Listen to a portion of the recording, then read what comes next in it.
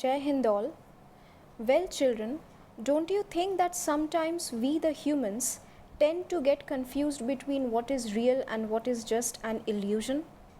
We are all in reality stationed where life has put us up, but sometimes that place doesn't seem to be made for us at all. We yearn and pine for things or situations that we think belong to us but are way out of our reach in actuality. Well, it does not, of course, happen with the staunchly practical minded people, but some do fall prey to this incessant and acute desire for things that could have been. And if this desire remains unchecked and gets the better of us, then it certainly takes a toll on our life. Today, the chapter that we are going to discuss, The Necklace, written by the renowned 19th century French short story writer Guy de Maupassant, very aptly and beautifully deals with this theme. Well, there are quite a few other relevant themes that this particular story sets out as well, and we'll take them all up as we proceed further. But before we head on to the story part, let us know a little about our author. Well, Guy de Maupassant is one of the most read and admired short story writers of France. He wrote prolifically and influenced a whole lot of equally known authors like O. Henry, Anton Chekhov, and William Somerset Maugham. He belonged to the school of naturalism and has widely been described as a pessimist. Well, one of the most important aspects of his works is that he loves providing his stories a surprise ending or a twist ending, and that is what we get here too in this story. Well, some other known writers to be implementing this style to their works are O. Henry and Roald Dahl.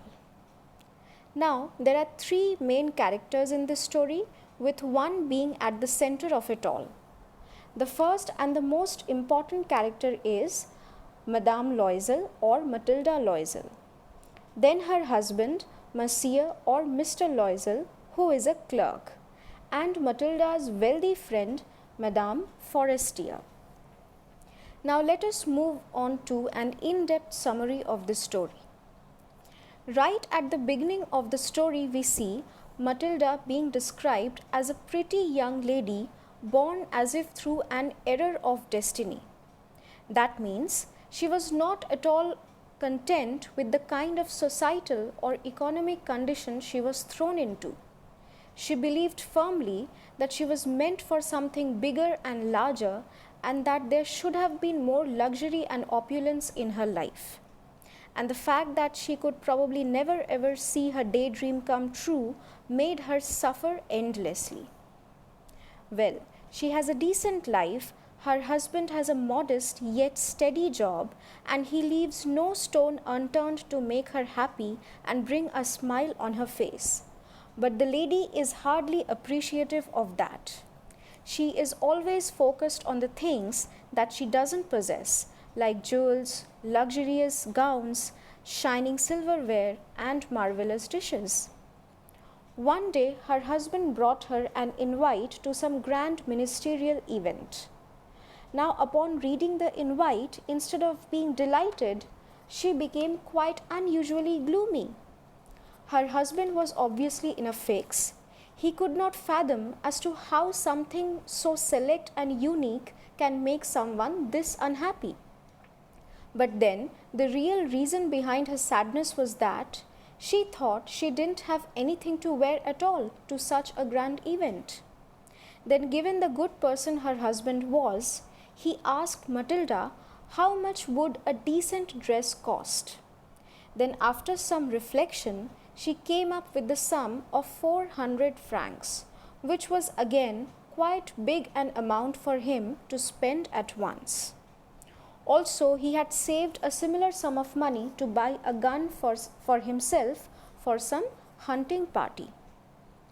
Then she has the dress, but even this couldn't make her completely happy, as she didn't have any jewelry to adorn herself with. So, trying to appease his anxious wife, he suggested something to her. The husband suggested her to go to Madame Forestier, her rich friend, and borrow some jewelry for herself. So she goes to her friend and selects a dazzling necklace of diamonds for herself. Then obviously she became a great success at the ball, the event. In fact, her beauty and charm touched everyone, and she became the most sought after and admired lady in the entire ball. And obviously you may easily guess, dear children, that this moment of artificial glory completely intoxicated and swept Matilda off her feet. And this is also the moment when she hit the highest point in her life before falling into the abyss.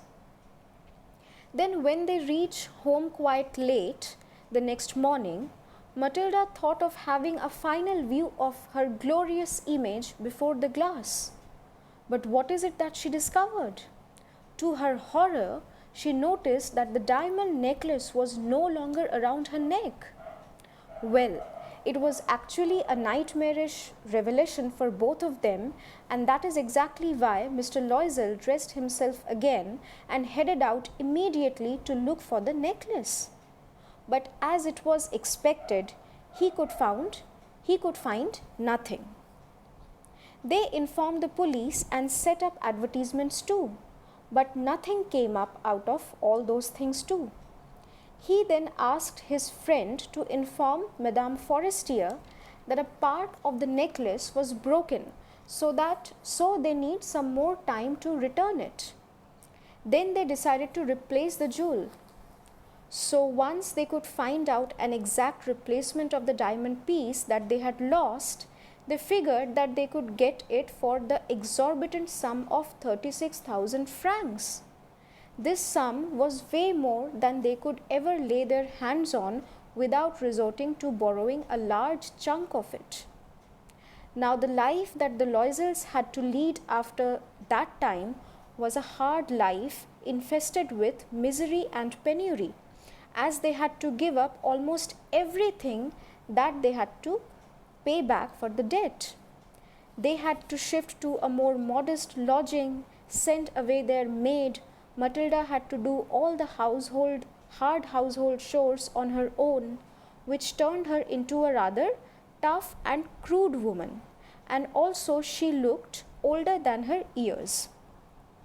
But the real martyr in all this, I believe, is the husband, because he did not just work during the day but also at nights, trying to put up for every penny that they owed.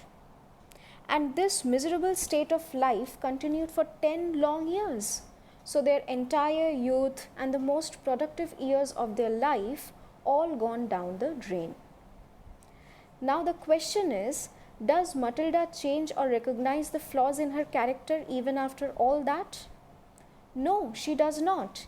Even after all that she went through, all that she had to go through, all that she thinks of is how would life have been had she not lost the necklace. So she clearly does not learn her lesson. Now 10 years down the line, when all the debt is paid, Matilda is seen taking a leisurely walk on one of the most famous streets of France, Champs-Élysées. There she bumps into her old friend Madame Forestier, who still managed to look as pretty and attractive as ever. So Matilda decided to speak to her and calls her out by her first name, that is Jeanne. Again, over here we see that Matilda simply tries to shove all the blame of her miserable life onto her friend's shoulders. Upon asking why, when Matilda reveals the reason that they had to buy a diamond necklace exactly like the one as they had lost the previous one, Madame Forestier is shell-shocked. Why? Because at the end of the story we see we see the unfurling of the fact that the necklace that the Loisels had lost was actually a false one that wasn't worth over even 500 francs. Now, this story demonstrates quite a few valuable messages and themes. One of them being forgetting the thin line between reality and illusion. All Matilda hankers for are the expensive and exclusive things that are far away from who she really is. The next theme is greed and social ambition. Maupassant tries to warn his readers that the mad drive for acquiring all that is far, far away from us can lead to ruinous consequences. Well, children, that is it for the lesson. Hope you have found this lesson useful. Thank you.